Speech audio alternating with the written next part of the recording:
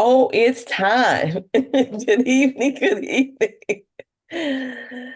Good evening, everyone. This is Lady Estelle and the Street Soldier Crew, and we are here for another Sunday evening with you. Your host this evening is delighted that we are still here. We are still healthy, safe. We are alive and free. Your host, Dr. Joseph E. Marshall Jr.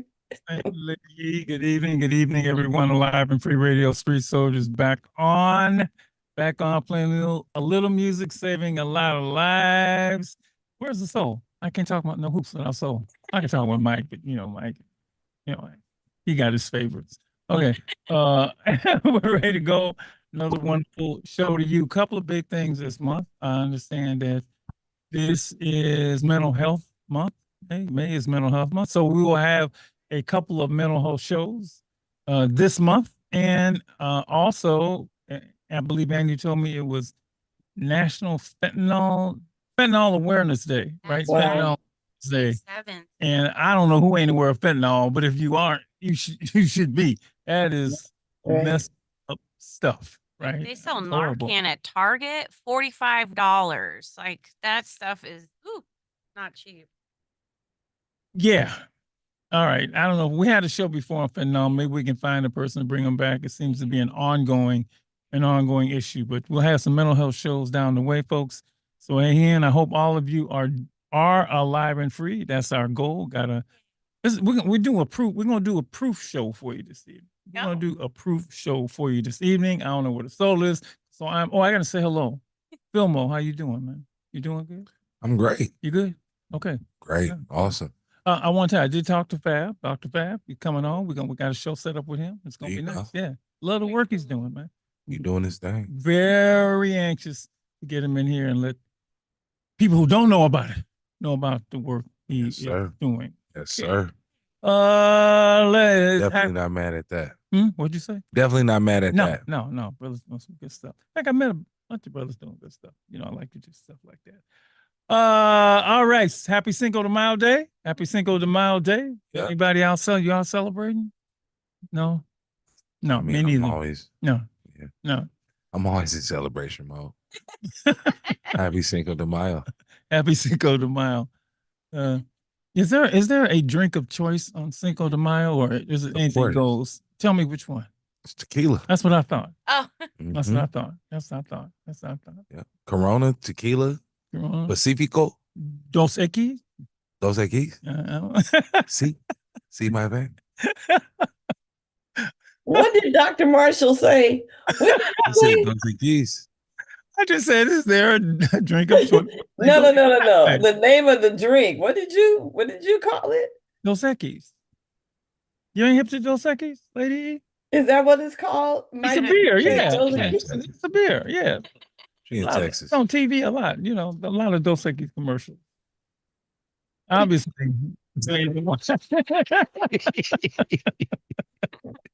It's not as they don't have as many as they used to. No, okay. Dos Equis man he used to be the man. Oh, yeah, really? Yeah. Okay. Yeah. Remember the most interesting man in the world? Yeah. Yeah, that was him. Yeah. Was that him? That was the guy. Oh, okay. What happened to him? He became less interesting? Stop spending money on commercials. I like Mayhem. Oh, okay. That's my guy now. You like it? oh. Mayhem is that dude, hilarious. man. That's one dude I don't want to see coming. Even if he's an actor, I don't want to see him coming, man. That dude will wreck your life. That's how good he is. Oh, man. That boy, Lord, Mayhem like me. Yeah. All right. All right. Now, okay, let's get it out. Doc needs to know what's up with Kendrick and Drake. What's going on, Mike? Tell me. You the man. What's happening? I mean, it's just, No, I don't know. They touching issues and they talking about each other. They get into the no more Mr. Nice Guy, and they letting each other have it. But what's it about? Nobody even remembers. I don't even know what it's about. Nobody even remembers. No, seriously, I don't even know. That's like turf beef. Why y'all beefing?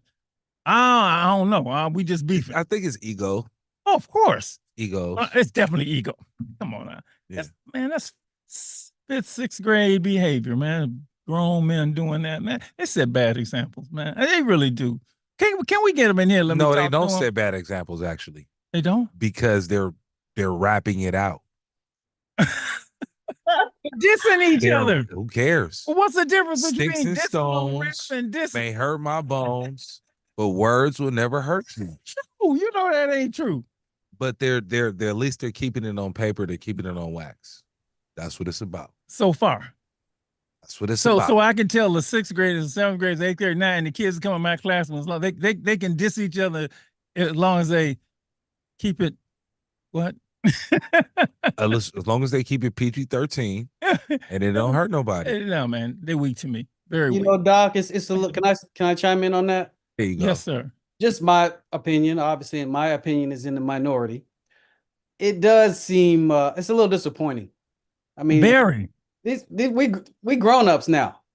We parents, we grown men. I get it. People say, "Oh, that's hip hop. That's always been there in hip hop." You know, just because something's always been there doesn't mean we can't evolve. Number one. Number two, competition is fine. But I think people get mixed up they mix up beef and competition, right? Competition is somebody showing skills, somebody else showing skills. But just beef is more just talking bad about people. I don't know. It's just drama to me. But You again, grow up. The kid, man, you grown man. You ain't no little kid. This is hip hop. Grow up. This is hip I hop. know. Now that's that's true. what they say. That's That's what people true. will say. That's It's the hip hop. Yes, And that's that to me is disappointing. That's why. It's not disappointing. Grow up. This is hip No, hop. but I'm just telling you, Grown that's men. why I grew up and hip hop didn't grow with me. That's why I had to let it go.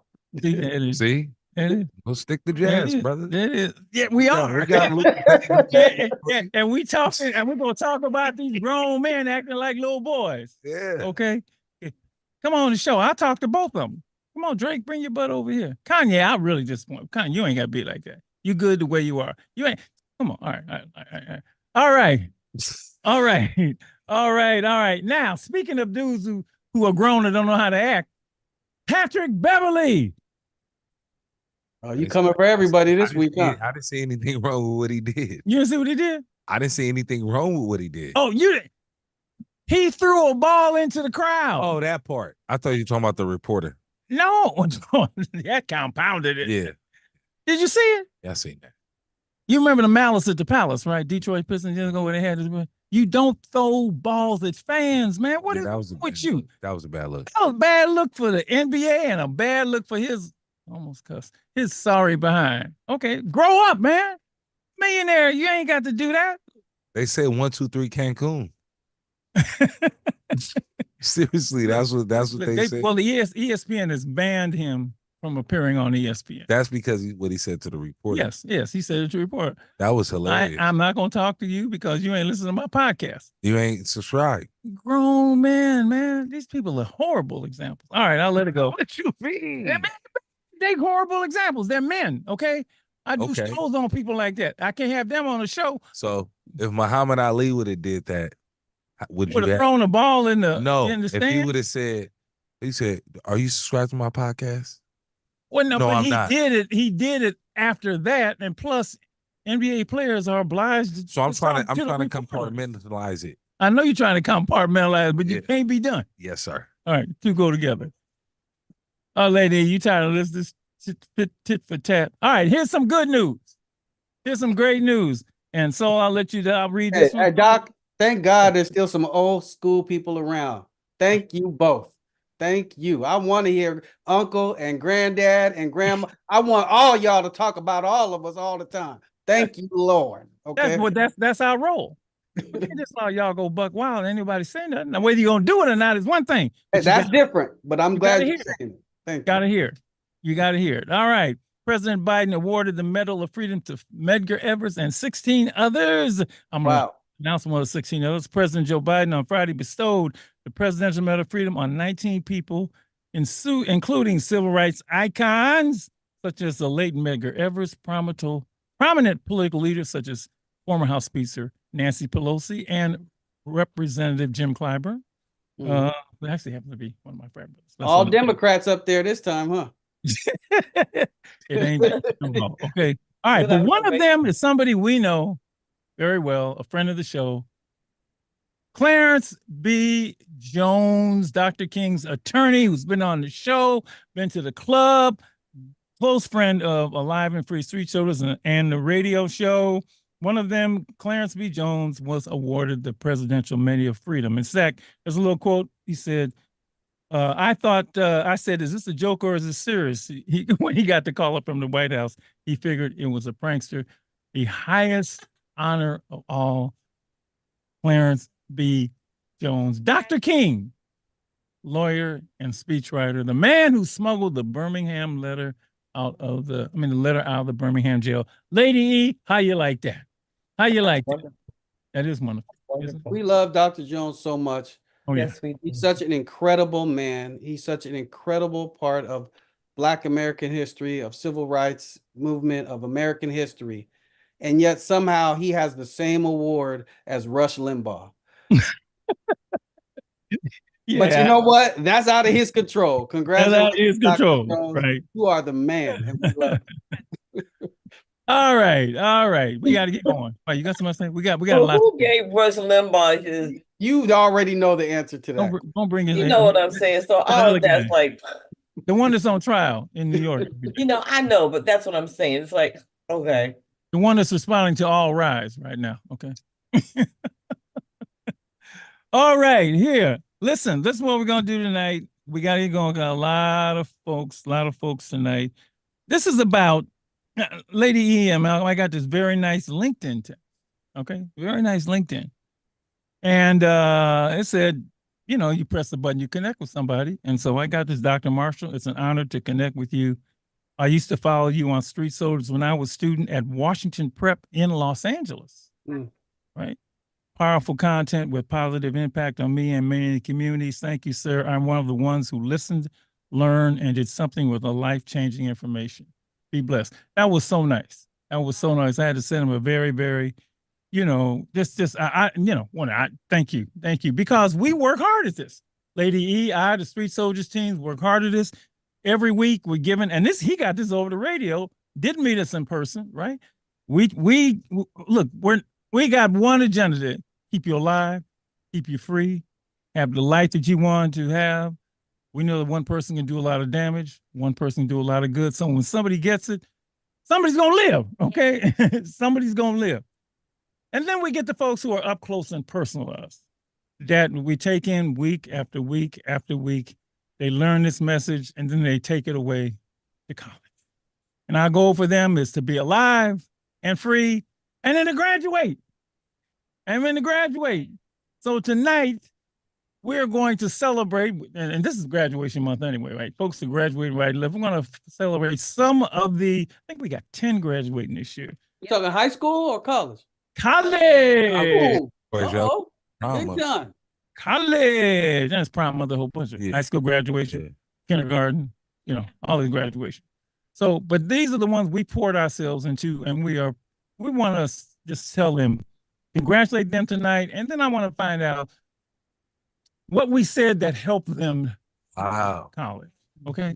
If it did. What? You got something to say? Well, I just want to say thank you to the instructors at Alive and Free because one, it is National Teacher Appreciation Week. It is. So I didn't know that. yeah, so because of you, Dr. Marshall, you, Mrs. Sal, Mr. Mitra, and all of the people at Alive and Free, our young people have been able to learn the prescription as you love and support them. And I can't wait to have you see all of them right now because they are live on YouTube at Stay Alive and Free, in case you were wondering. All right. Joining with us is Smiling Faces. You tell the truth. That was an old record. Smiling Faces. You don't know that record, eh? Thank you, Ann. Smiling Faces are here. This is some of Alive and Free Omega Boys Sub College graduates this year. Their graduation dates are around the corner. We are joined with Tiffany Wilson. Tiffany, say hi to everybody. Graduated from the University of San Francisco on May 18th in computer service. Hey! We are joined by Devin Ward, graduating from Xavier University. Hey! In finance. We are joined by Messiah Edwards, graduating from Southern University of New Orleans, majoring in criminal justice on May 11th. We are joined by, look at them eyes, J-Lease Owens. J-Lease Owens graduating from Grambling State University in Business Management on May 10th. And so far, that's what we got. I think I got some more supposed to come in, but they ain't here, so I'm gonna go with what we got. Congratulations to all of you. We are so happy for you. The journey has been long. I know you are excited. So first, everybody say hi. I want to know, are you excited? You can all speak at once. You're all excited. Are you ready? Are you happy? You thrilled? Yeah. Okay. Yes, I'm ready. Okay. So Tiffany, let's start with you. How has the journey been? And it just seemed like yesterday you went to college and now I you graduated from know. college. I know. It's been crazy. I would say like college has been amazing. It's been a wild journey. Starting off with like bio and then transitioning into CS has been a very difficult road, but we made it in our 4 years, and I'm really excited to say that. And now I'm just waiting to figure out what I'm doing beyond college. But I do plan to be back in the education game come fall 25. All right, Devin, you just went away and you went away to Xavier. So go ahead. Yes, I did. I went away to Xavier all the way in New Orleans, Louisiana, and the journey has been it's been a time out here. New Orleans is definitely a one of a kind city, same as San Francisco, but it's been a journey. I've been juggling. I've been doing it successfully. I excited to graduate. Couldn't have done it without y'all, but I'm excited. And Jay Lease, look at that hair, Lord. All right. What's up, Jay Lease? You are graduating. How's it been? Didn't that go by fast, girl? Dr. Marshall. It went by, yeah, it went by fast. And the journey has been a long road. But I'm here. I'm graduating because I didn't think I was going to be graduating. But I'm graduating. So, yeah. And with Isn't that, that beautiful? shout out to y'all because I don't know where I would be. Save that for the next conversation. And Messiah Edwards. Lord, you talking about Hey. what's up, girl? So my name is Messiah Edwards. Similar to Devin, I went to school in New Orleans, and yeah, it's been a bumpy road, but I'm alive. So, I've had my ups and downs, but I'm grateful for you all. So what did you think? Let's go back 4 years. Most of you made it in 4.5 years. What did you think when you went off? Remember when you first went off? I remember, you going through Omega, and then you sat in my room. We did the first scholarship check, and I wrote it out, and I said, "Stay in touch with me." Some of you did, some of you didn't. Actually, most of you did. Most of you did. Stay in touch with me. So from that moment, what did you expect, and then how did it evolve? Devin, you first. So coming to here to New Orleans, so I didn't get the chance to tour Xavier at all because of COVID. So I really came here kind of blind in a way. And I didn't know what to expect, I'm being honest. I know Ms. Demetra prepared me with the with the budgeting, and I know Dr. Estelle and Dr. Marshall prepared me for, the life lessons, but I didn't know what to expect from New Orleans. So I have to say that. But I made it like Messiah said. So They didn't have no New Orleans class at Omega, huh? Tell us about New Orleans. No, not at all. Mike asked Phil. Tell us about New Orleans. Yeah. My favorite food city. Go ahead. New Orleans, yeah. So New Orleans definitely is a food city. They're definitely here for the Cajun and the Creole. My preference, preferably, I prefer the variety that the Bay Area offers. We have top number one of every single food. So I appreciate that. But New Orleans, one of a kind city, is always something to do. You'll never be bored here. It's small, a lot of culture, a lot of Black people, and it definitely can keep you on your path. There's a lot of distractions, so it's hard. It can be hard to keep you on your path, but as long as you're focused, you're able to do that. Jay Lease, from the day you started, what did you expect and what it turned out to be? And you went to everybody go to Grambling, say, I'm in the country. Grambling really in the country? Yes, Grambling is very much in the country. And like Devin said, I didn't get the chance to tour the school either. So I didn't know what to expect, and honestly, it wasn't much to expect because there was no buses, there was no Ubers, there was barely any, there was no malls, there was Wow. nothing.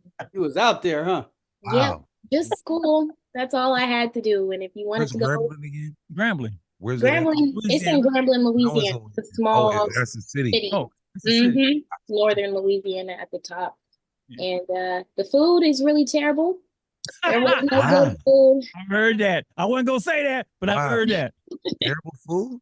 Yeah, I didn't have a lot of options, just the same thing every day. So I'm just ready to graduate. That's beautiful. Messiah, you went down there, another one, in Louisiana. You're in Baton Rouge. And, No. from the time we talked to what did you expect and how did it play out? Okay. I know your story, though. Yeah, it's crazy. So I expected to go to school with Jaleesa actually. So it would have been Jaleesa, Shantae, Nakaya, a few others from the Omega family. But yeah, but 13 days before I was supposed to go to Grambling, I was offered a full ride, which it was a scandal. So it wasn't a real full ride, but they ended up honoring it with the thanks and the help from Dr. Marshall. We got that all suited and booted because they were not trying to give me my full ride. But nonetheless, somehow I stayed here for 4 years, despite the challenges, which there were many. But I definitely didn't expect it to be how it was, similar to Devin and Jaleese. I didn't tour the school either. So, but yeah, I definitely didn't expect my experience to be here, but I wouldn't change it. And the food is good. So it makes up for something. The food is good, makes up a lot. Tiffany, She's at LSU? she's at Southern University of New Orleans. Yeah. Southern has different campuses. Hers was SUNO in New Orleans. She was down there with the rest of Tiffany, you stayed close to home. I know that wasn't your first choice, but you ended up at USF, my alma mater. And that was a little bit disappointing. So going from that, how did things work out for you? Everything was great, honestly. Of course, I did wish that I went on off to LA and did my own thing, but I think it was still like a really great opportunity for me. And I felt like obviously like really comfortable on campus, being that I was so familiar with like the faces, like a lot of people from high school and stuff. So it was fun. And I was still able to, I guess, like navigate different spaces, take on a lot of like leadership positions. And so it was nice overall. It was like really great. And you have a special designation. You are a blank scholar at USF. I am a Marshall Riley Scholar at the See, I University. knew it already. When you was talking, I was like, okay, wait a minute. She's something, and then you are something. I am. That's right. Well, Angel, I don't know if we can see you. I see your name, but I don't know if we can see your face. Hi, sorry, I'm having connection issues, so if I turn on my camera, it's gonna make me laugh. Well, congratulations, Angel. You are stay close to home. Also, you are Angel Benjamin is graduating from San Francisco State University with a degree in political science. Great. From the time that you started to the end of this journey, what did you expect? How did it turn out? What did I expect compared to how it turned out? I most definitely expected a more like Hollywood media dramatized college experience. Is that how it turned out? No, but I will say that I still achieved the goal I needed to achieve. And honestly though, even though it wasn't like the way that the media made college seem it would be like, it most definitely was. It was a very humbling moment for sure.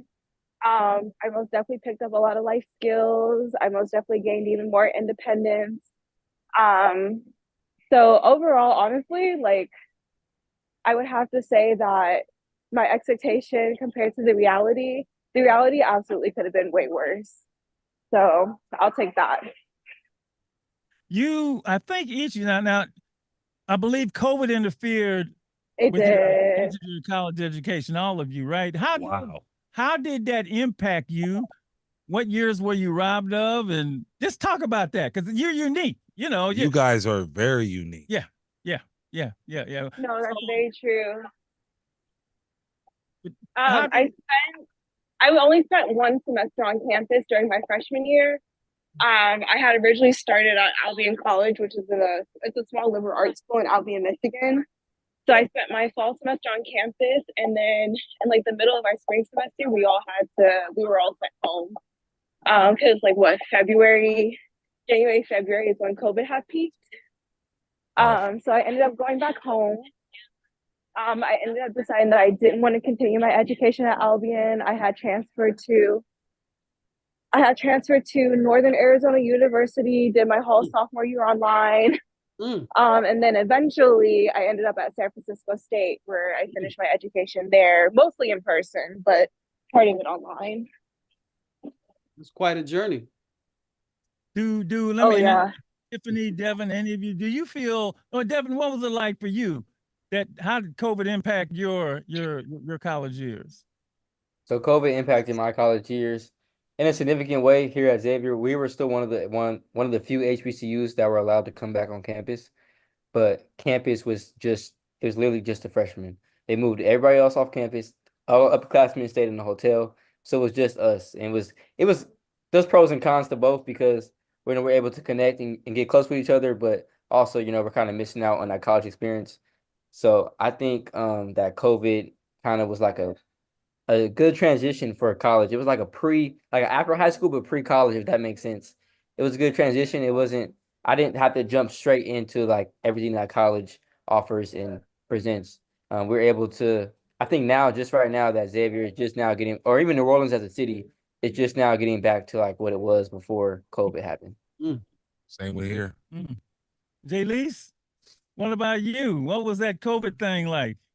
COVID definitely was a smooth transition. I was trapped in my room for majority of my first freshman semester, but it also gave me time to really just focus on my studies and lock in. So that was one of the pros of COVID.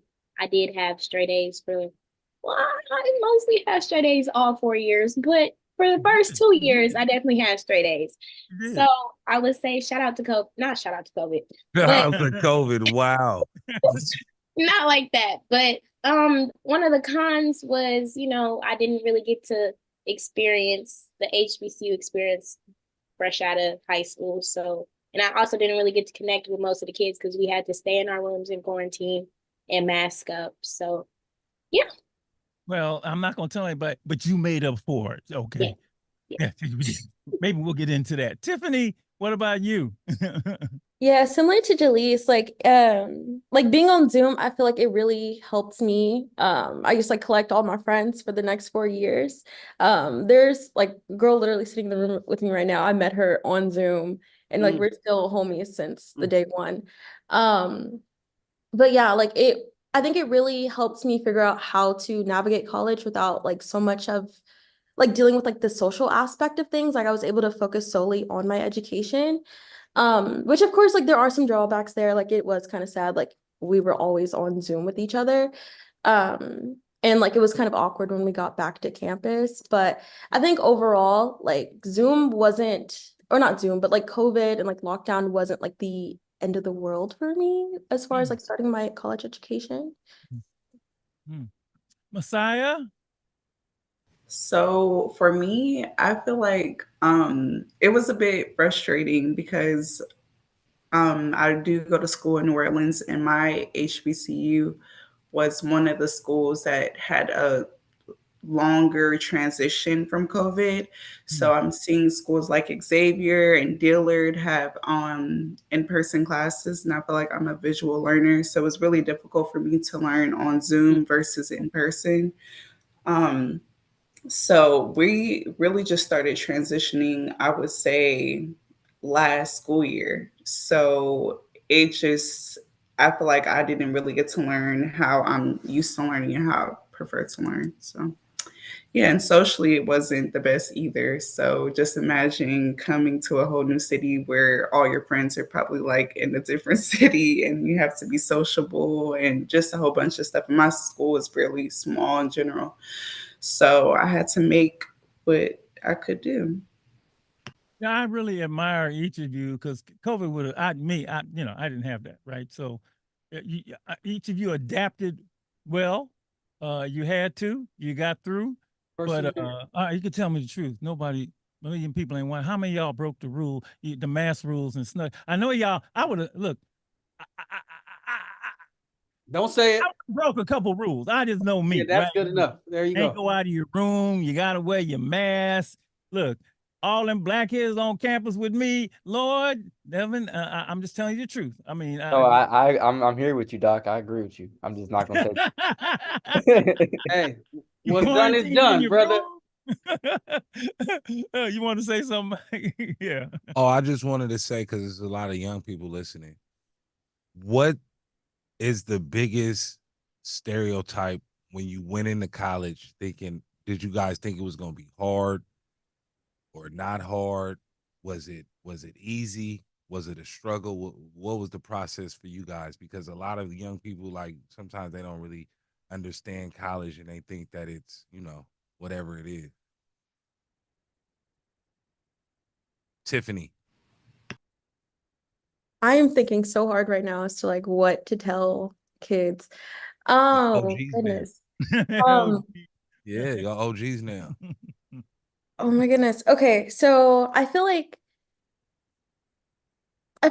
for me personally, like it feels like it wasn't that big of a jump from like high school to college. Like of course Alive and Free helped with a lot of that transition. However, there's like so much that like small gaps. Um, as far as like teachers telling you about like deadlines and things of that nature, like you really have to keep up with that stuff yourself. And you have to be really good with keeping a calendar. There are going to be so many meetings, so many like clubs that you're going to be involved in. And it's like you will feel like you have all the time in the world, but like you may not, you know? And so it's like that Google Calendar was my best friend my all 4 years. Because I've missed a meeting or two that was kind of important, and you don't want to be doing that in college. So those are my 2 cents.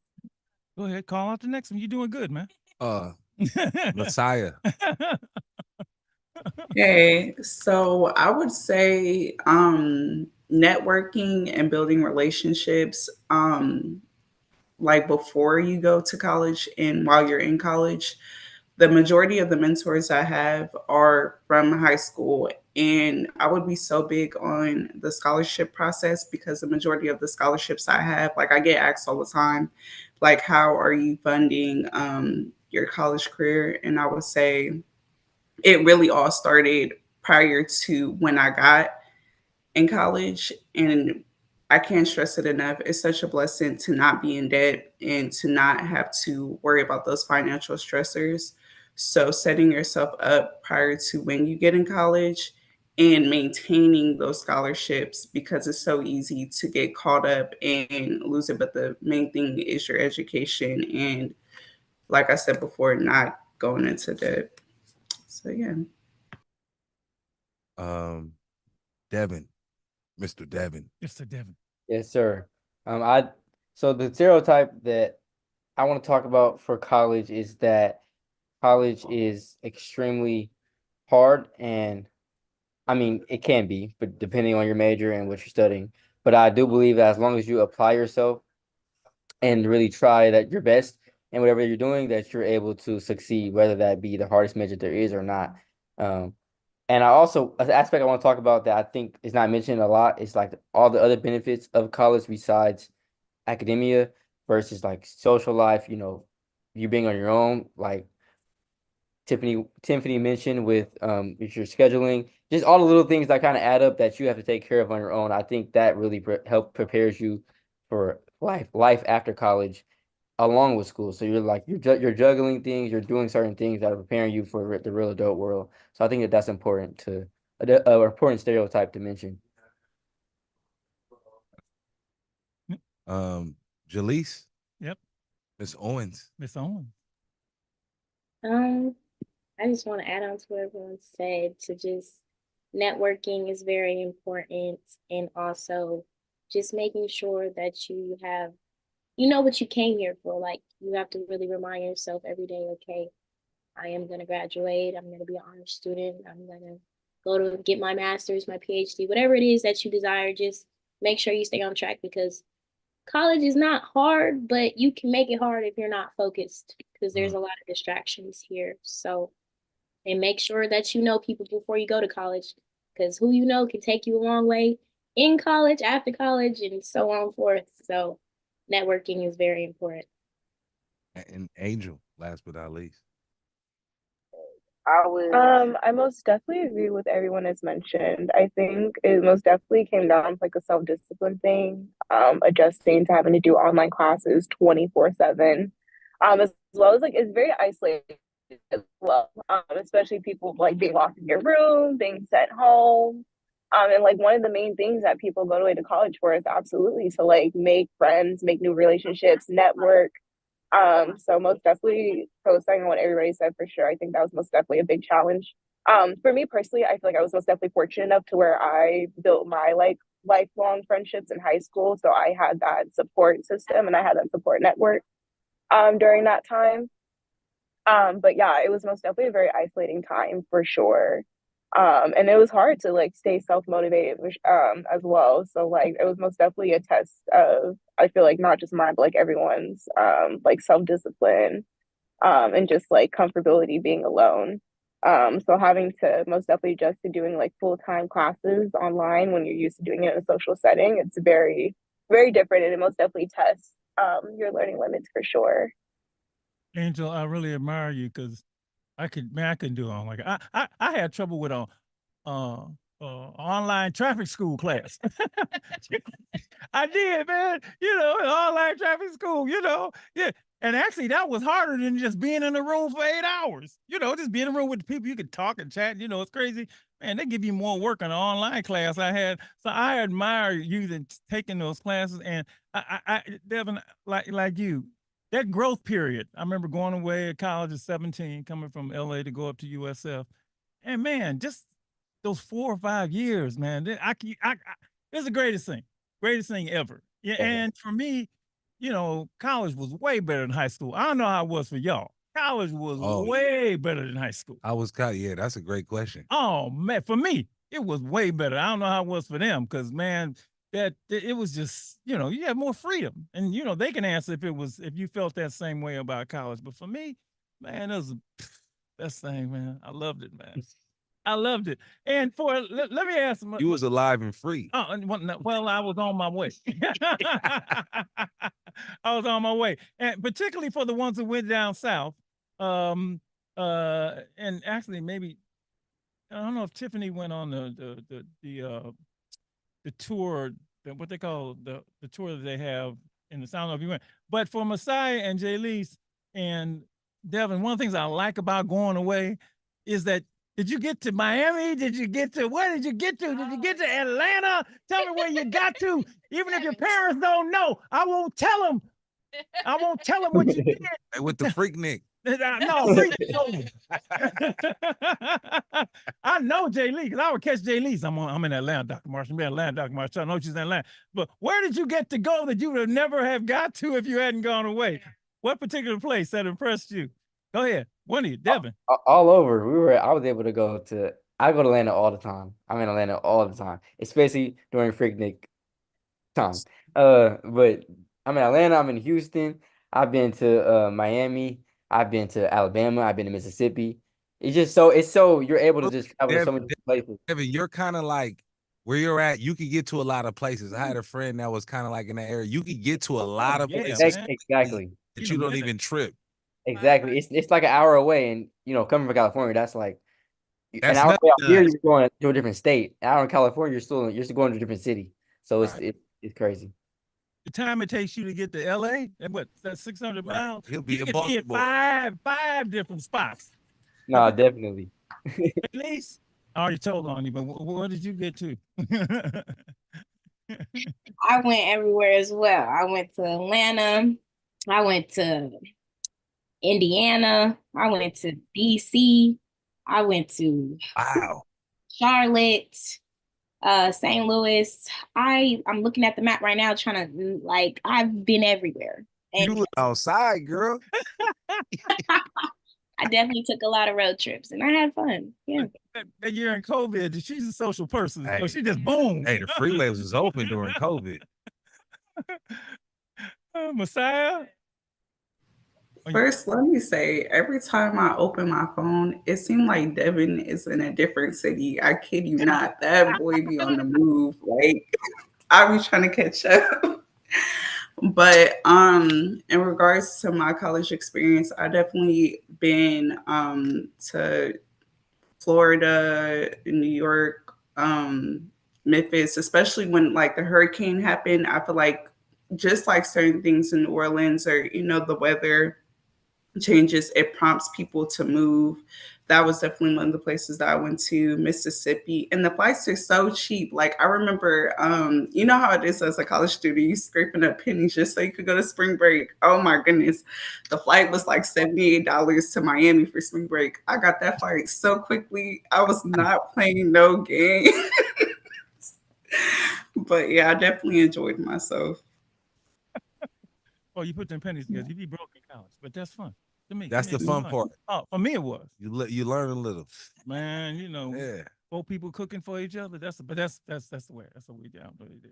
There was something I wanted to ask. What did you learn from Mr. Mitra, Mrs. Stell, and myself that helped you on your journey? You got the greatest instructors in the world. We have you will be, well, yeah, after this year, we'll be at 280 college graduates. By the way, Ann is starting to put pictures up on the wall. So, I'm bringing Sam in for extra day just to put pictures up on the wall. So we're going to get yours up there. But what did you learn? We hope that we gave you something that would benefit you and get you through these years. So they're both here, and I know they love to hear what that was. So let's start with you, Devin. So I mean, I've learned several different things from Alive and Free from each and every one of you guys, but something to highlight, I think, for Mr. Mitra was to really take accountability with each of my part of my finances, whether that be I'm spending on food, whether that be living expenses or just miscellaneous things. I think that was really important because it's helped me stay afloat during college and not. I mean, I don't eat too much cup noodles. I do eat cup noodles, but not too much. So I think it's helped. Um, and then just Miss Dr. Estelle and Dr. Marshall, just the different life lessons. I believe one of my favorite ones is like what you do on a day-to-day basis is what counts. I might be mixing it up a little bit, but that's the basis of the coachism, and that really matters because every day matters here in college, and what you do really can, add to your college experience or put you ahead of the game. So that's really important to me. It's important is how you handle your business on a day-to-day basis. That's Got that game. from Coach Wilbur Jiggets, a military man. He handled it every day. Jaleese, what about you? I would say that success is the best revenge, honestly, because there has been a lot of times where I had to really just control my emotions and try not to give them the reaction that they deserve. Because if I give them a reaction, it's going to blow out of proportion. And then I'm going to wish I didn't give them that reaction. And also, controlling my finances is one of the things I learned from both of them. I am debt free, so thank the Lord. And I did get a car recently. Yeah, I know you did. We talked about that.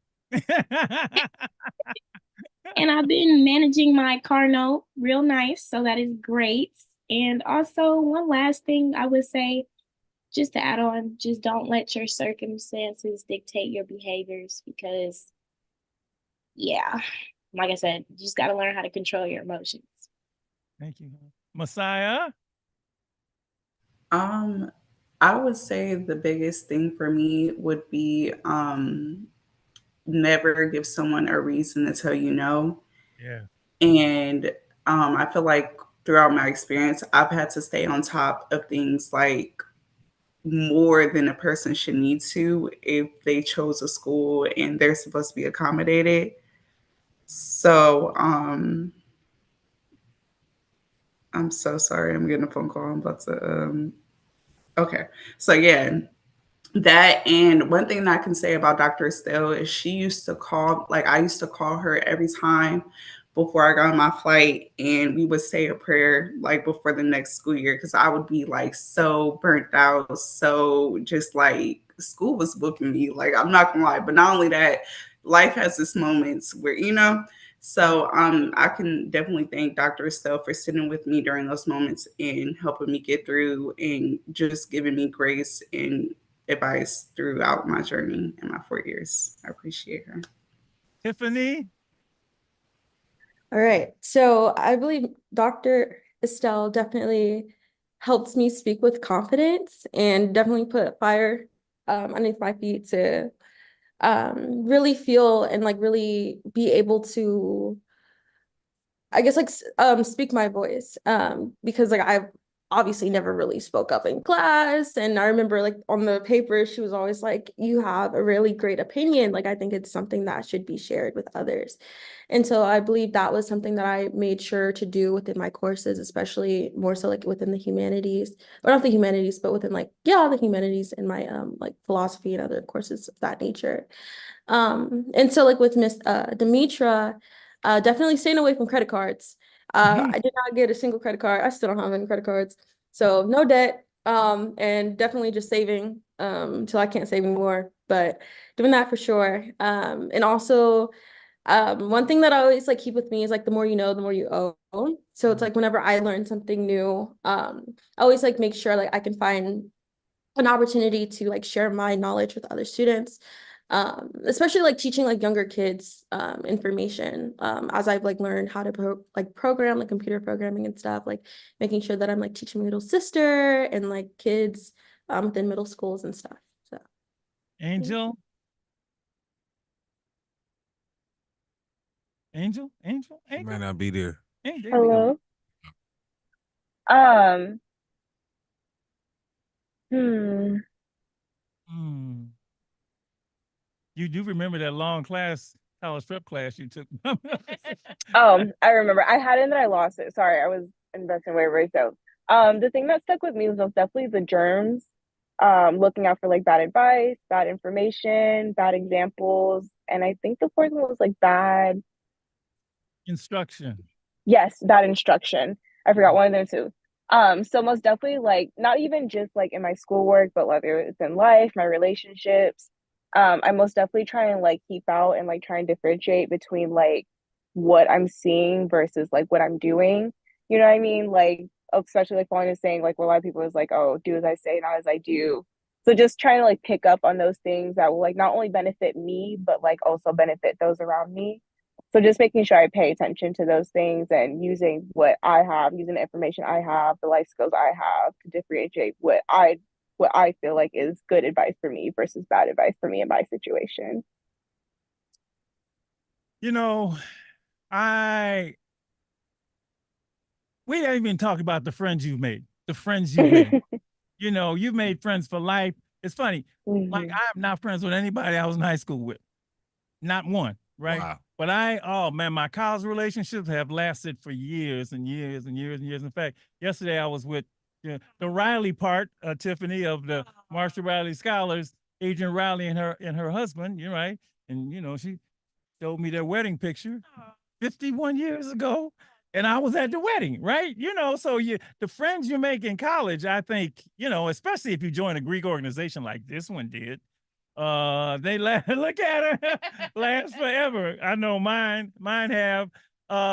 So congratulations. We got to take a break. Okay, we got to take a break. Stick with us because I want Mr. Mitra and Miss Estelle to talk back to you. Just stick with us through the break. Come back for a few minutes, and then we'll let you go. Let them know where they can find it at. Oh, yeah. Where can find Ann? We'll go ahead and continue the conversation on YouTube Live at Stay Alive and Free. Okay, we'll be back. We'll be back, everybody.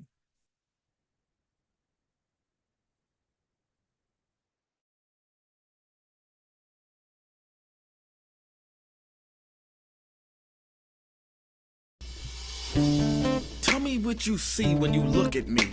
Do you see another brother lost in these streets looking for his soul? Trying to find my soul. Or do you see another brother searching for lost souls in these streets?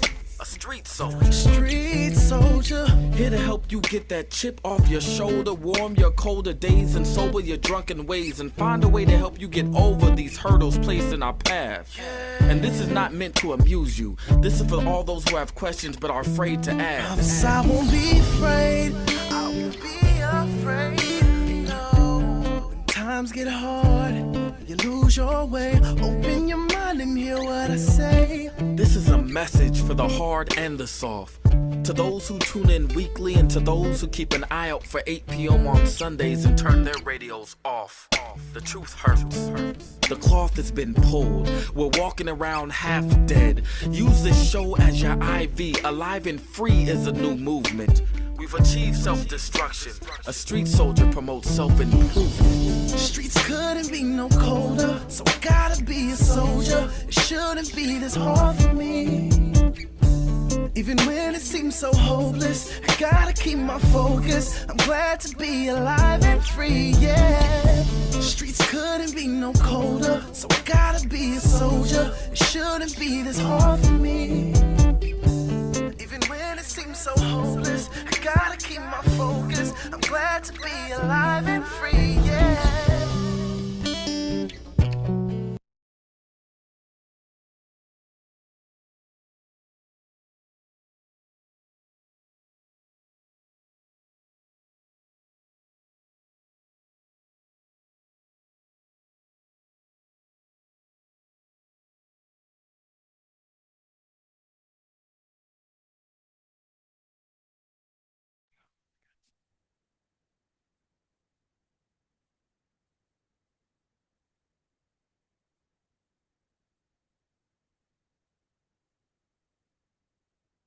Hour number 2, Alive and Free, Street Soldiers Radio, Street Soldiers Radio. Wonderful first hour we had. We're not quite finished with that first hour, so my guest for the second hour, hang on, we're going to get to you. First hour, we are saluting college graduates from Alive and Free Omega Boys Club tonight.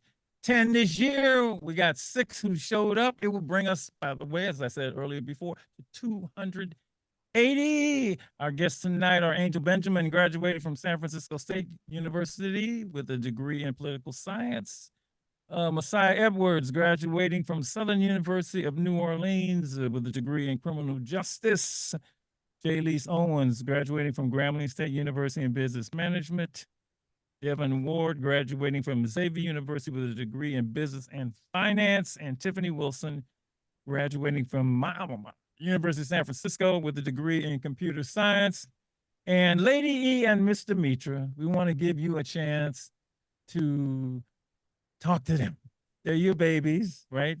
As you like to call them, these are my kids. She always says, these are my kids. These are my kids. Yeah. And we want you to, and Mr. Mitra, hop on and say what you want to them, because this is a dream come true for you. This is a dream come true for you.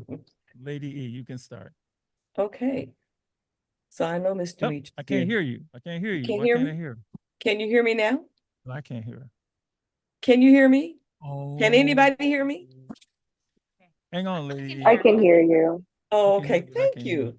Because I don't Dr. know what she's Marshall's saying. not Hang on, hang responding. on. Lady E, hold on. Okay. Yes, Dr. Marshall, can you hear me? No, I can't hear. You can't hear? Everybody else can hear. Can you hear me, Tiffany? Yes, I can hear you. Oh, good. Mr. Mitra, can you hear? Everybody can hear but you, Dr. Marshall. Go ahead, Mrs. Stell. Go ahead, Mrs. Stell. Oh, I hear Ann. Okay, I hear you now. Go right ahead. Okay. All right. Cooking with gas is my grandma. Congratulations. Congratulations. Oh my goodness. I remember seeing you in class, and I need you to know that I absolutely enjoy, while I also marvel at who I see and what I hear in your growth and development over the last few years. Yes, the COVID challenge definitely brought a lot of challenges. But along with that, it gave you an opportunity that contributed to who you have become and who you will be as you move forward in your career. You know, when we look at you, when we see you, when you come into the class, we recognize your gifts and your abilities. We can see probably what, I don't know. I don't know if you can see it or if you know. But if there was ever a time that I said anything that you had to do over, do again, is because I knew you had it in you.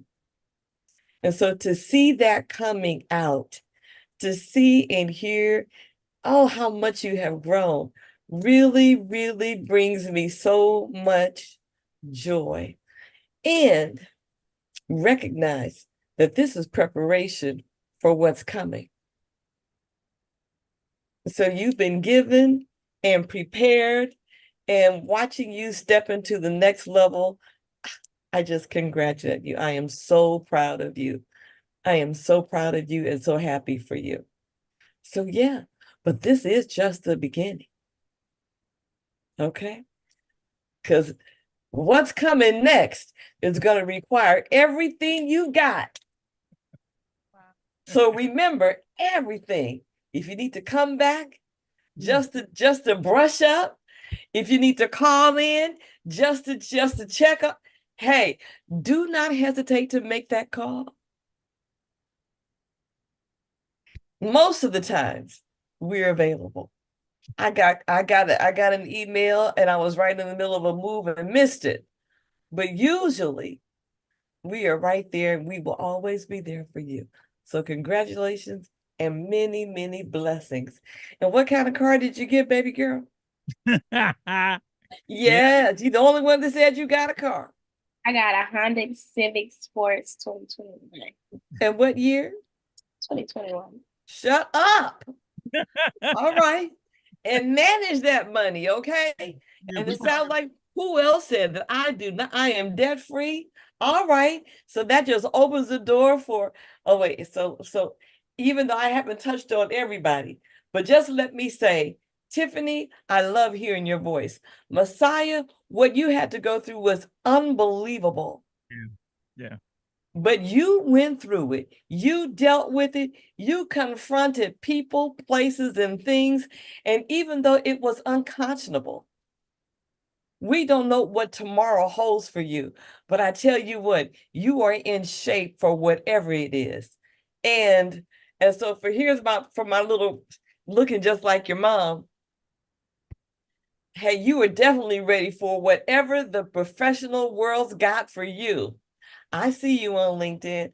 And Devin, bless your heart, watching you go through unabashedly, unapologetically, you are going to get that scholarship. Baby, you worked, you put it together, and you continue to do that. Angel, I am so sorry I don't get to see you. But whenever I get to see you, I'd love to. And congratulations, because I know you had some other challenges and you persevered. You kept it moving. And so, yeah, we knew you could. We know that you can. And guess what else? We know that you will. Call us if you need us. Mr. Mitra. Well, thank you, Mrs. Stell. First, to the beautiful students who we always say, keep your camera on. Let me apologize for having my camera off, but Mrs. Stell touched on being available. I made a commitment to a young lady to tutor her tonight. And I bring the story up because the young lady is the daughter of one of the alumni at Omega. So it never stops. Even when we it never stops. And so I am tutoring her in math, algebra 2, bless her heart, and bless my heart as well. So that is, I was multitasking to the third power with her on the phone and listening to you all on Street Soldiers tonight. So apologies for that, but I let Dr. Marshall know that I'm a join, but I have to tutor her because we made the commitment. So he allowed me to do that. So I'm very, very proud of all of you on this call. I'm proud of what I've heard. I'm proud of the fact that you made it through a world, what was COVID considered? A world, I don't know, something that Crisis. you will never, A world crisis. a world Pandemic. crisis, Yes. pandemic, something that we never thought in a lifetime that we would have to experience. And not only did we not think that you had to experience it, like we didn't even know if we would make it through. And all of you on this call made it through. And so I hope you see, and I hope you learned what you're made of and what you're capable of. Because a world shutting down can easily translate to, well, why I even got to do all this? This is not even making sense. The world is not even operating anymore, right? But you didn't. You didn't, and you kept moving. And you have a story to tell, and you have and you have a degree to walk away with, right? It's very easy to walk away when something is tough, right? That's the easy road, but you chose not to. You chose not to, and you chose to persevere, right? And not only that, college is a special time. I will not deny that. It's a very short time, and it's a very special time, and it's something that's going to live with you for the rest of your life. And you will look back on this, and we can easily look at it and say that it was tainted in some way, but it's not. It was your story. And it's a story that you'll pass on to your kids. It's a story that you'll pass on to your grandkids. It's a story that you will always tell, and you will, at the end, you will always say, but we finished and I got my degree. Yep. And this is what I've been able to do, right? So very, very proud of all of you. Our biggest thing at Omega, and I think I said it several times in my class, and I say it over and over. We want to make you the best humans that we can possibly make you. Like, that is what we come back and continue to try to do over and over. And what you have just done is so, and I don't think you understand the magnitude. The world shut down and you continue to move. Yes. Okay. And that's huge. And that is what we try to show you, demonstrate you, and tell you all those months, weeks, days, hours that we spend at Omega. So very proud, very proud, very proud. And who bought the car? Owens. Who bought the car? Julie. What year is it? 21. When did you buy it? June. June, so it's been a year. Last year, 2023.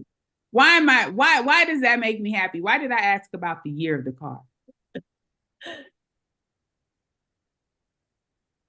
Why does that make me happy? You better as a financial guru, because you did not go and buy a brand new car, because what happened with brand new cars? They lose their value. They lose their value. Yes, They lose their value.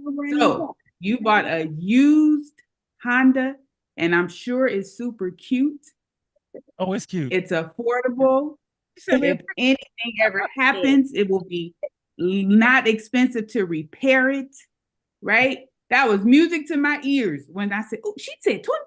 And she didn't say no, 2024, and it got this 2021.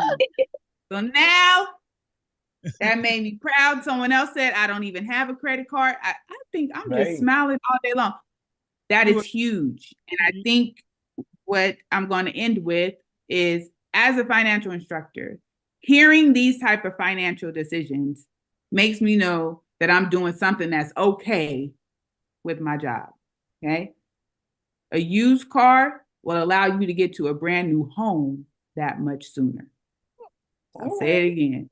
A used car will allow you to get to a brand new home that much sooner. Okay? Very proud of you all. Very proud of you all. Very proud of you all. And I want to Thank say, you. I just need to add one more thing. I just want to thank each of you for acknowledging, recognizing, remembering, and then using the tools and strategies that we've given you. You keep us alive. You keep Alive and Free alive when you use it, remember it, and share it. And so thank you for that. Thank you so much for that. We invested our time and, more importantly, our money. Well, it's my love because we just love them all the time. But go ahead. You know, Go ahead, Daddy, Dr. Marshall. Daddy got to raise the money so the house will go, right? So Okay. Oh, and you have done well with the investment. You have done fantastic with the investment. You know, the only thing I lose sleep over is like, man, I got enough money to give Jay this money. You got enough money to give Devin the money. I'm gonna do that. All of you the money. And so, you know, those sleepless nights are worth it to see you. And there's a couple people on here. You're a second generation Omegas. Devin, we sent your mom to college, right? I remember when she went down to, she go to Dillard? Right. She went to Dillard? Yeah, right? she was at Dillard. Mom went to Dillard. I remember that going off a little cute. Mom, I can't talk about your mom, but your mom was hella cute. She still is. Okay. And then, Jaylise, I've known you since you was born. Jaylise, we sent your mother to Chico State and she graduated. And I remember the day, you know how Evelyn runs around my office? Yeah. Jaylise used to come and run in my office. Yeah, just run around in circles. And now look at her all grown up, part of the Greek family, like Lady E, myself, and Mr. Mitra. Congratulations to all of you. I know, Messiah, you have already been accepted to law school, right? You're going to USF Law School, and they gave us some money. So, you know, y'all doing it. You're doing it. I'm not going to USF, but thank you so much. Oh, okay. Well, that's all right. That's all right. You're going to go somewhere. Where will you be going? I'll be going to Howard Law this upcoming fall. Thank you, Dr. Marshall. What? Thank you. You. All right, Messiah. She Maybe if anybody can do it, it's you. Yeah, no, now, You're she the don't one wanna do girl it. that can just keep going and keep going. All right, y'all. Thank you so much. Graduate. I'll see you when you get. If anybody gonna be back home and anybody coming home soon, or y'all gonna stay out? Got to go. I'll be back. I'll be back next. I'll be back as well. If you come, I'll text you if you're coming back because I want to take you somewhere to have you meet some of the. Ooh, yeah. You like that. Wake more. These people got it, so you're gonna like them. Okay. All right, all of you. We love you. We love you. Congratulations. And you make us proud. You make your families proud. And more importantly, you make yourself proud. Thank you so much. Okay. Bye. Love y'all more. Thank you. Thank you. Good night. Good night. That was wonderful. That was wonderful. We got another group that is joining us. Whoa. Man, that was just, I'm a little bit overwhelmed. Okay. We got another group to join us. And we started this with teaching people. That's what we do. We spend time with folks. There's another group that we spend time with, and we teach them what we teach the young people, but they don't have a long-term relationship with us like the young people do every week, right? But these are people who then go back and work with other young people. You know, we teach them exactly what we teach the kids, called the Alive and Free prescription, called the Alive and Free training. And we recently did a training with a bunch of folks, and I could only get a couple of them here tonight. Dr. Marshall, I need more time. Well, you know, it don't work like that. Whoever comes on, comes on. And so we are joined by three folks from our last training. Marvin, introduce yourself. Just unmute yourself and introduce yourself. Okay. Marvin Galdames, Safe Return Project Program Coordinator. Thank you. And Derek, introduce yourself. Hey, how y'all doing? Derek Bryce with the CAP program out of the San Francisco Office of Civic Engagement and Immigrant Affairs. Community ambassadors. And Stefan, you were at the training because you're at every training and you saw this group. Tell them who you are. You've been on the show before and you're #1 street soldier. You got to unmute though. Yep. We're still trying to unmute. You still you gotta unmute, Stefan. We can't hear you. Okay, I'm unmuted. Much as I watch the show, I should know better. Thank you, Doc, for inviting me. What a great group. Stefan was from San Diego, California. I am a member of the Street Soldiers family. Have been for quite some time and glad to be here. I just want to say, Lady E, this book, oh my goodness. Lady E's book. Yeah. Pour it all touched out. my heart. Marvin and Derek, you are representing the 19 to 20 people who are at the training. Maybe at some point we'll get them, but that was, and Ann and I have said it too. Done the training a lot of times. Your group was amazing. I mean, amazing. First of all, you put up with me for 3 days, which is one thing. And I remember the first day I said, as we began the training, I said, how many of you didn't like school? And all of you raised your hand. Well, listen, school. This is school. So you ain't gonna like this. I said, I hope I can keep you awake with the lectures that I'm gonna do over the next 3 days. And I printed out your evaluations.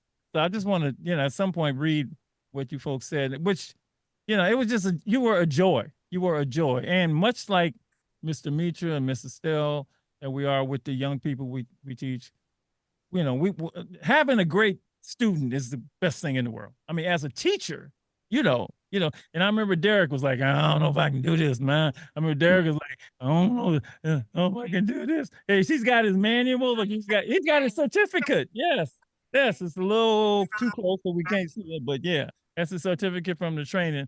We'll start with you, Marvin. Oh, here you go. Certificate of completion. Yes. So what we try to do is we pass on information. That's what we do. And we put this violence prevention thing in a prescription. Our goal is to keep it but our young people is alive and free and educated. It could be alive and free and employed. It could be alive, but first you got to stay alive and free, right? They're alive and free. And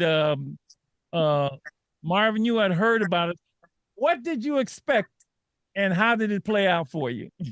Oh man, what did I expect? I knew it would be good, but I didn't expect so much, that I would be getting so much knowledge in 3 days, that knowledge that probably most people don't get in like their whole educational,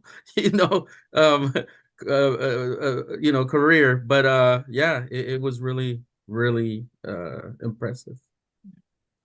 Derek, what did you expect? Now, Derek didn't expect nothing because he had to come. Derek's like, why I gotta go spend days with just Dr. Marshall, but he's required because of his job to be there. And I know I can see them like, man, okay, all right. What is that? Is that how it was when you walked in, brother? Well, for me, I wasn't really, they was basically saying it was just some more training that you needed to be outside, because we deal with the public and all aspects of it, from the business owners to the people at the mayor's office and to the unhoused people, so everybody in between.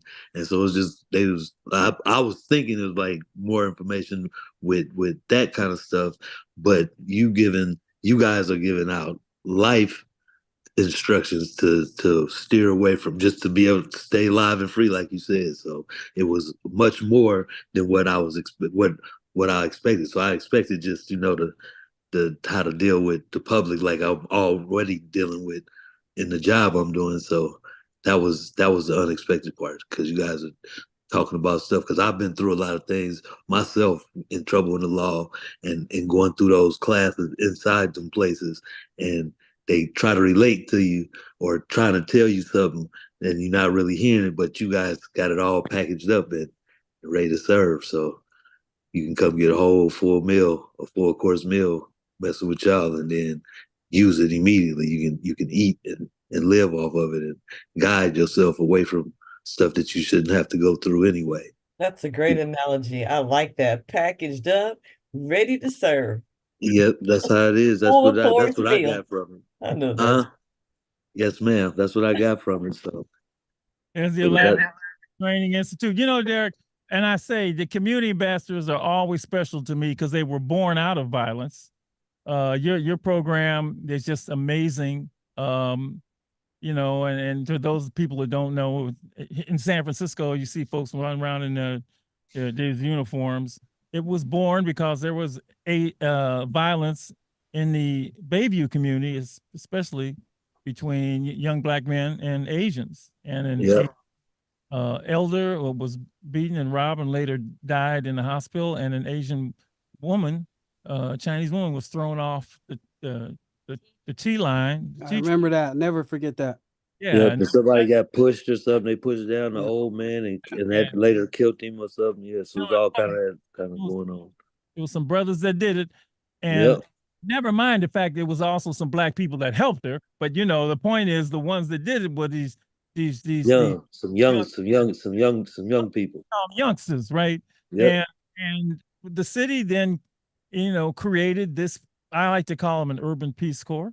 They call them community ambassadors, and their job essentially is they're not cops, but their job is service.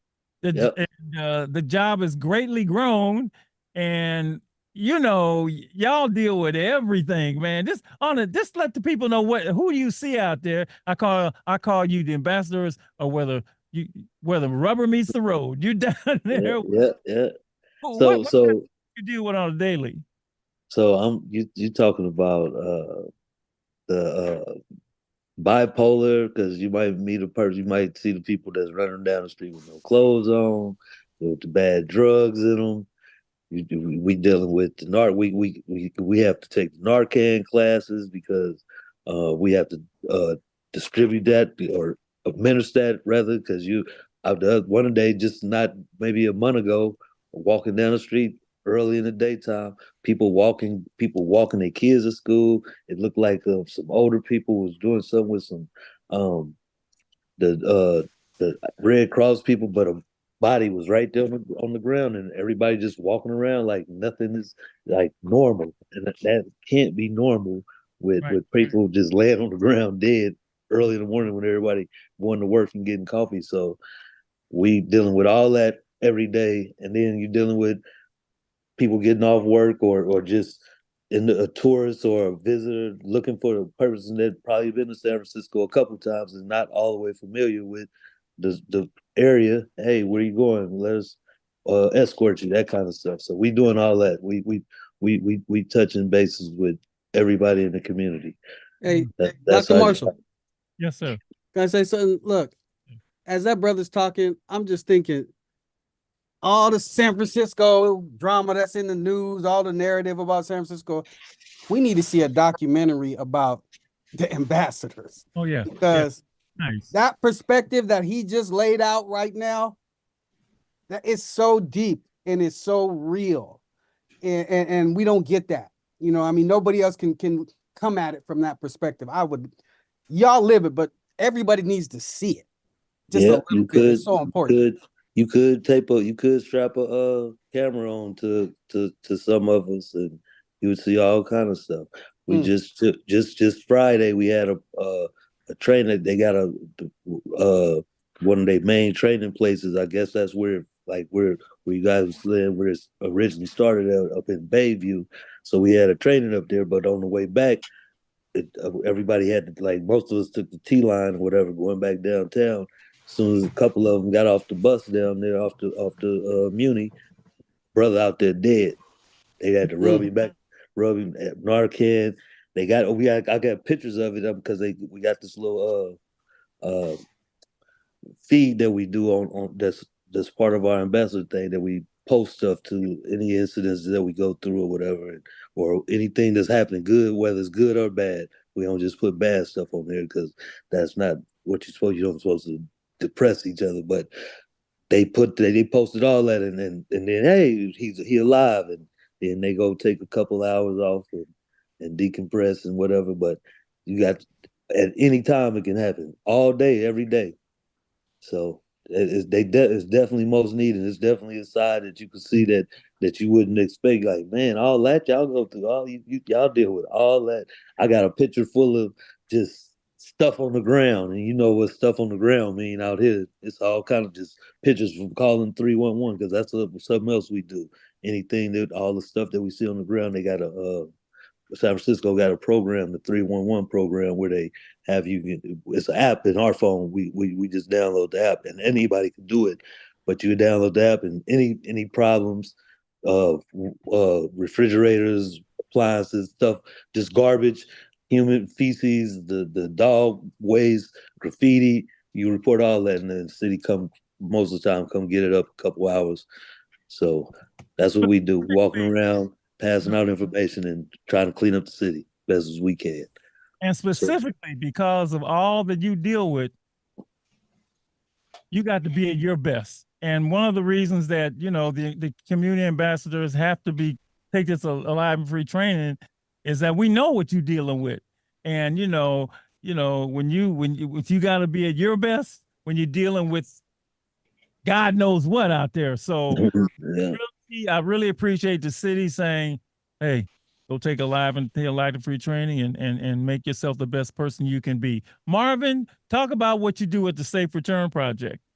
Yeah, so over at the Safe Return Project, I'm currently the programs coordinator, one of them at least, and so we're responsible for overseeing the facilitation of programs and stuff, and a lot of the programs that we facilitate have adopted the doctrine Alive and Free. Specifically, one program that we have is a 1-year paid fellowship called the Richard Boyd Fellowship, named after Mr. an Boyd. organizer, named after an organizer that passed from Richmond, and he was our executive director's friend and mentor. That being Tamisha Walker, executive director, and so that fellowship was created in his honor. It's a fellowship to train people to be a community organizer. And I, in 2019, took that. I was involved in that fellowship. I was a fellow for that year, and I was taught by one of the great alumni of Alive and Free, Andre Akins. So, I learned so much, and it impacted my life so much in the positive way that, I couldn't get enough of it. And I wanted to share it with people. And even though I left Safe Return at that time, wherever I went, I went in San Francisco and worked at the pit stops. I worked at the homeless shelter. I worked at Five Keys, and Alive and Free kept me alive and free out there. A couple incidents, maybe not so free almost, because I still was, it's an ongoing thing, right? It's a lifestyle that you have to learn how to adapt, and it comes after time. But I always, the Alive and Free doctrine always kept me, grounded. And then thankfully in 2022, I came back and I wanted to be, at work close to home and, do work at home in San Pablo and Richmond. And I came back on as staff with Safe Return. So it's been a blessing. It's been a full journey, full circle. And I finally got to meet the man. So it was impressive. It was impressive. What?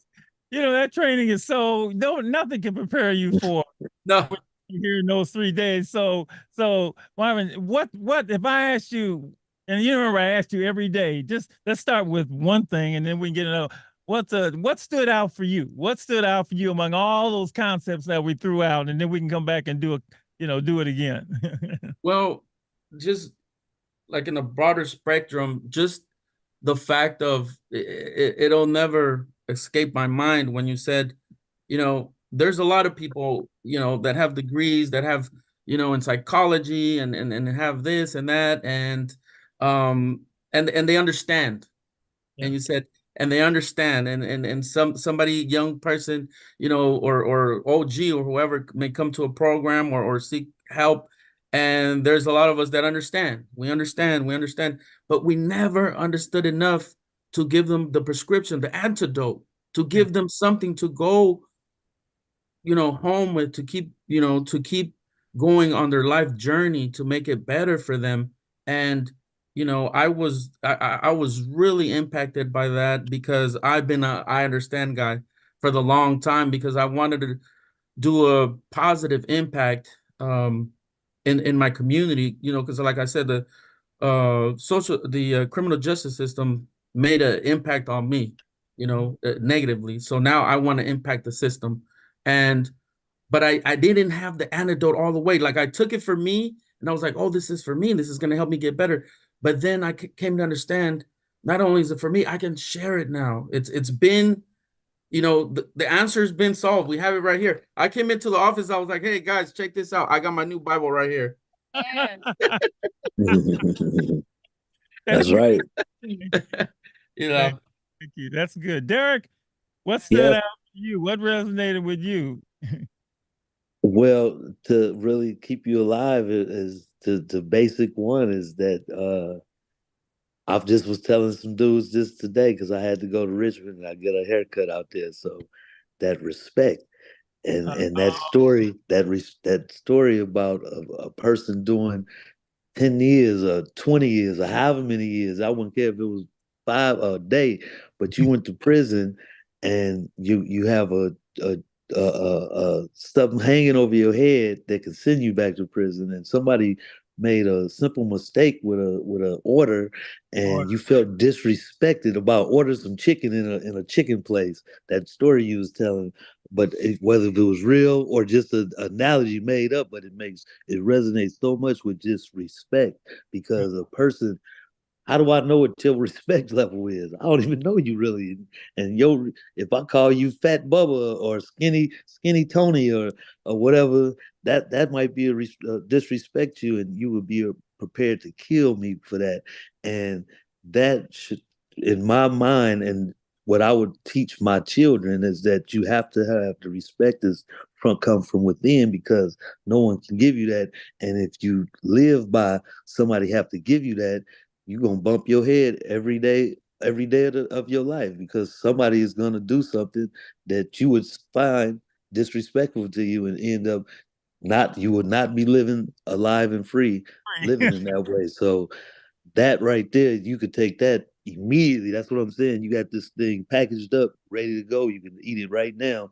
That was something immediately that you could take right now. Because I know in my life, especially when you're 20s and 18s and 16s and looking up and daddy I had a father, because he still came. He was around to pick us up and stuff and take the neighborhood kids places and do stuff, but he wasn't all the way in the house. So I had a little bit of guidance, but you don't get no guidance, and you think a slightest slight will make you destroy your whole future. One wrong bad decision have you in trouble for the rest of your life. So that respect thing, you have to have that comes from within.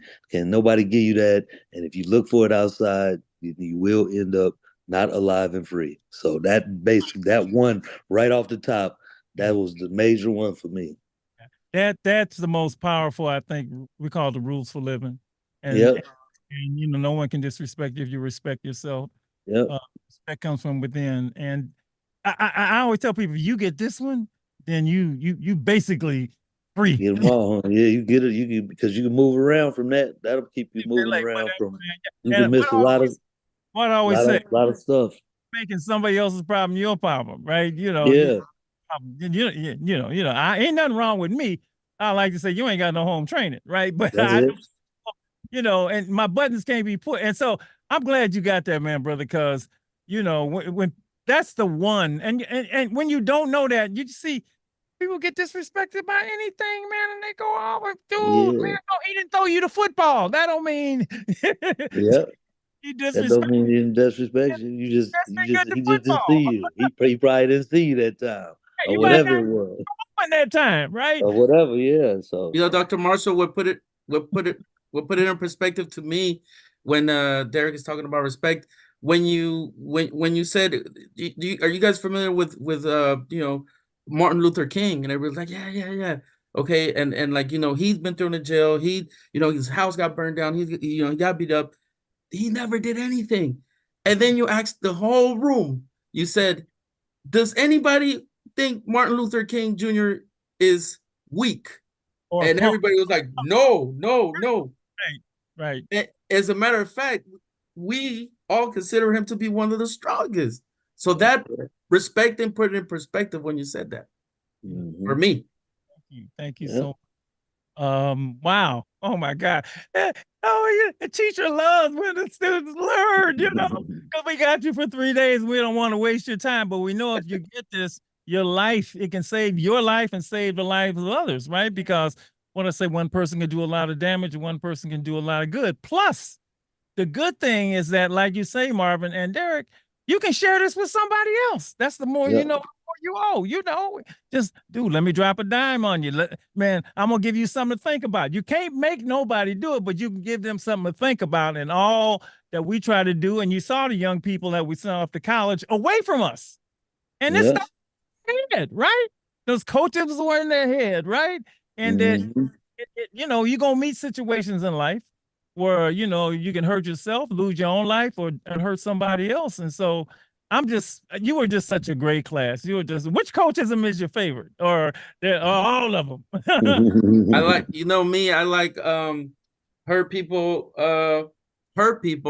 And remember, I contributed to that. Although, hurt people, I would like to contribute and offer up that healed people also heal people, because I think you're in the business of healing people. And I think, passing, when it talks about generational and passing traits and passing wealth, I think passing down healing to our, people, next generation coming up, is very real. And I think putting it in people's heads that, when you are healed, you could also do it for someone else. Breaking that cycle of generational trauma, Ooh, yes. Yeah, it can be broken, and we think this can go a long way to do it. Derek, which coachism is yours? Well, I think I just, just the basics. Just when you just because my man might be thinking he working from the case manager, but I'm just thinking with just the general public. Hey man, if that don't work, let's just try something different. What works, what don't work. Let's leave that alone. Yeah, that's just simple. Just keep it basic. Right on, brother. And that make it, and it'd be so easy for them to relate to that, because you can talk to a crazy. Well, I ain't gonna say they crazy, but you can talk to a person that ain't got all their facilities, and they can and they understand that. Hey man, you hungry, ain't you? Come on, get up and walk with me. I ain't got nothing in this bag but pieces of paper to tell you where to go. But if you follow me right now, I'll show you where to go. What works gonna work. If you sit there, that ain't gonna work.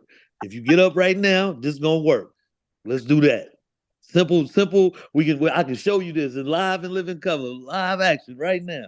And I'm gonna go up there and eat some of the stuff with you, because I'm gonna try it. I ain't gonna just send you somewhere and tell you they got it. It's good around there. I'm gonna go eat it myself, so I can say, yeah, that one all right. It got the fruit and the donut, and the coffee was sweet. No, that didn't have no coffee, no sweet in the coffee, and the donuts was dry.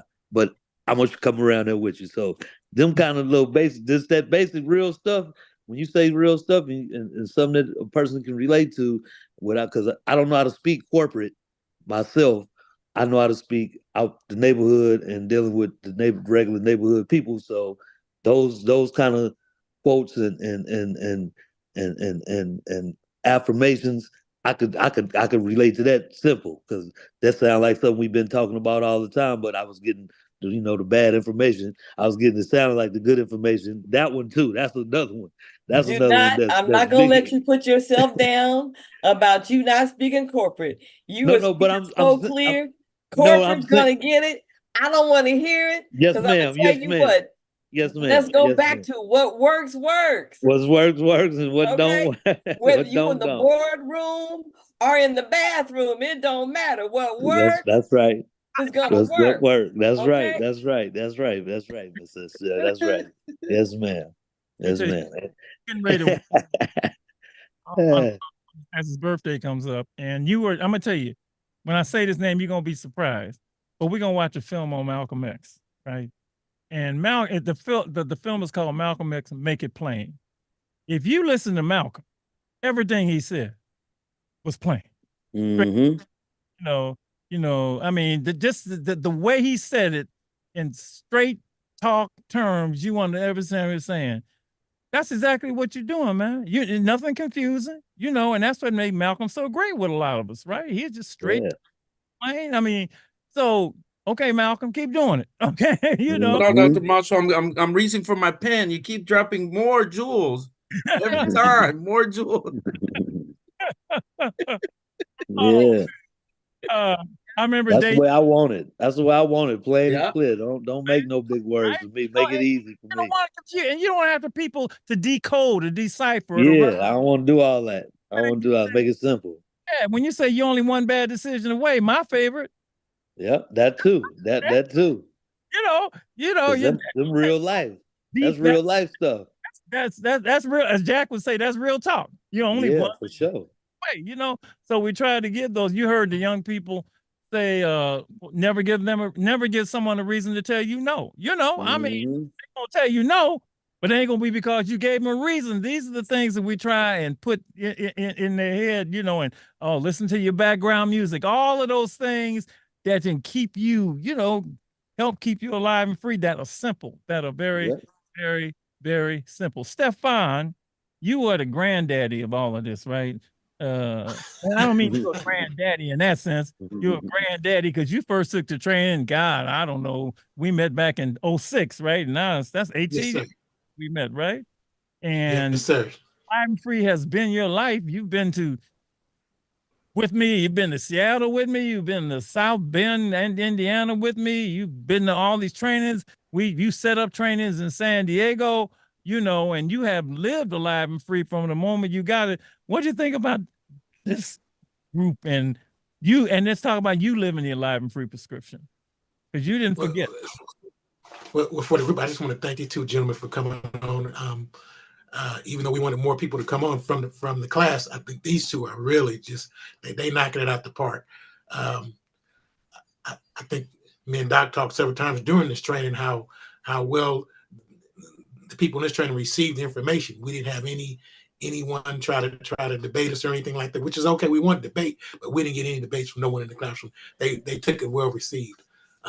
As far as me and the Alive and Free lifestyle, I've been from day one in 2006 when I met Doc in Birmingham, Alabama. I ran back to San Diego, and I had to tell my friends all about it. I couldn't stop talking about it. Haven't stopped talking about it since. And my favorite coach is what works works. What don't work don't work. Trying to tell you. I was telling people I was coming here tonight too. They couldn't believe it. They said, "Baby, your life has changed." And yes, it has. I'm going on Street Soldiers because I used to tell them I couldn't stand this mess when I used to be young. But boy, if you could have got this package around me back then, well, I wouldn't probably be in these situations right now. All them things I had to go through, I probably wouldn't have had to go through them, boy. And you know what, Dr. Marshall, as well, it's like everything that you've packaged here, it is proven that it works, and it for some reason it resonates, like you said, like what works, right? And it sticks in your head, because when I was in county jail facing a life sentence in 2006, started in 2005, and fought my case all the way through 2009. That's where I first encountered Jack and Corey. And I remember, some people would get out the jail cell just to get out the jail cell, but I genuinely wanted to get out and hear what they had to say. It was the parenting class. I still have the sign-in sheets, by the way. That Corey and them used to have to sign every time I come out the cell, and they used to come into the jails and speak to us. And I still remember Corey's style. I remember his voice. I remember what he used to say, and even some of the anecdotes that he used to tell us, and with the names, he used to he'd be like, "Where y'all want to be outside with Quisha and them," and and I remember all those names, and Funny man, Corey, a funny dude. to this day, I remember all of that stuff though, and it sticks in the mind and the brain, and it starts to create change. Yeah, yeah, yeah. I'm so glad that wow, I'm thrilled. I'm thrilled. And keep on living it, keep on using it, use the prescription. It'll keep you alive and free. Or I like to say another way I said it'll keep you, help you stay out the way, because now a friend will never lead you to danger, That's right. family would never lead you to danger, love would never lead you to danger. And what you think about what did you think? Well, we spent a lot of time on social media and music, as examples that fill that balloon and just plain things that'll help you. That was day 2 was powerful, but I love day 3, those rules for living. Here's the one that a lot of people don't get and the world doesn't get. And I'm gonna do this, and then we're gonna slow it down. Is the world doesn't get you can never kill an enemy, right? Mm-hmm. And to see the world at war. And I ain't talking about the Crips and the Bloods or two turfs in the city, or East Baltimore and West Baltimore or Chicago. I'm talking about the world doesn't get you can't kill an enemy. And somehow they think that this is not gonna create no enemies. Well, you just think, over there, they just creating a whole bunch of more enemies, right? Violence doesn't make friendships, okay, right? Nope. And Ukraine and they can't figure that out, and that's why when I talked about the early African societies that figured they would live and left live, hey man, I don't want to kill you because if I kill you, your cousin, your uncle, Your son, somebody. but they can't figure that out, man. They can't figure it out. I feel sorry for them because and I was cruel about it. I said, well, why don't you just take the gun, but you got love for your homie, It's right? just your Hey, home. trying to kill him yourself because he coming back. The one you killing, his family gonna come back and get you, right? At some point. And they don't get it. But I've seen that phrase. I was talking to somebody in Baltimore. We got a training. And then when I was talking, he said, man, it was getting ready to go get somebody. And they said, man, you really can't kill an enemy. He said, oh man, I never thought about it like that. And he didn't go do it. Mm-hmm. That's called somebody like it was so novel to him because yeah, we know that the world ain't gonna get it, but we can save people with this. Yeah. And it was just beautiful. All of you, I know he in a gang town in San Diego, and he's always telling them, man, hey, you can't kill every blood, you can't kill every Crip, right? No way possible. If you all figure this out, we won't have no problem. We won't have no drama. So thank you both, man. Thank you both. Thank you so much. Thank you. Like we told our collegians, we your family forever. We're not all related, but we're all family. That's right. Eric, I told the ambassadors, everybody else got a call for an appointment, but y'all can just walk in. Okay. And I really appreciate you sharing your basketball court. I actually went back there, and my coworker, 20 years my junior, and I had to whoop him a little bit. So how we used to do it back in the day, this OG still got it, Look, before my back was hurt, I put many a youngster down, but both of you. And what do we do, Stefan? You're the #1 street soldier. I'm going to Seattle, so I gave you the date. So we'll see if we can hook that up, and we turn it over to the one and only, and I do mean the one and only. And since go ahead, Lady E. Alive and free, on a mission to make the world better, with a full course meal that helps people get it together. All for the purpose of staying alive and free, teaching and learning to make it safe for you and me. You see, this full course meal is ready to serve. It feeds your heart and your mind, and it can even help heal the soul. As eyes are opened and trainees can see, the information provided brings a clarity that can transform and turn things around, keep you alive, on track, and moving up instead of down. So street soldiers want you to clearly see there's nothing more valuable than your life. And please stay alive and free. This is Lady Estelle asking you to consider this. Wow, there she is again. All right. I want you to all do something for me. You will not be here next week. Next week is Mother's Day. Say happy Mother's Day to Lady. Oh, yes, man. Yes, Mother's ma'am. Day, Happy Lady Mother's Estelle. Day. Happy Lady E. Happy Mother's Day. Yes, ma'am. Happy Mother's Day. God bless And you. many more. So much. Thank you. Many more to come. Stefan, thank you. Dr. Marshall, thank you. Derek, Yes. thank you. You know it. Love y'all forever. Pleasure. It was a pleasure, Dr. Marshall. Got it, man. Tell all your folks it was all street soldiers. Yes, sir. I did. I told him before I came on here tonight. I appreciate y'all. All right, Yeah, I Stefan. like that full course meal. I'm gonna use that. That was Yeah, good. he got a package. He got a package full course meal you can use. Man, ready to serve. That's right, baby. All right, Ready to y'all. serve. Have a good one. All right. See you soon. Stay alive and free. All right, pleasure. Okay.